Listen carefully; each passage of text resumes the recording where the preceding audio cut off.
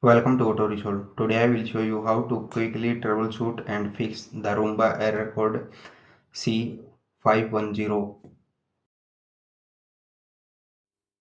Step 1. Identify the error. Check the Roomba's indicator lights or error beep pattern. Refer to the Roomba manual to see which error code corresponds to which issue. Step 2. Power cycle, turn off the Roomba and remove the battery. If possible, wait 1 to 2 minutes, then reinsert the battery and power it back on. Clean sensors and brushes. Remove the brushes, side brush and dustbin. Clean hair, dust and debris from brushes, wheels and sensors. Use a soft cloth or compressed air for sensors. Step 4. Check wheels and filters. Ensure the wheels move freely and nothing is stuck. Clean or replace the filter if clogged.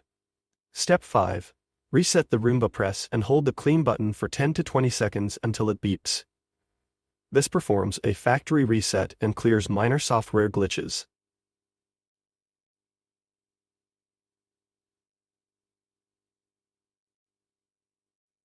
Step 6.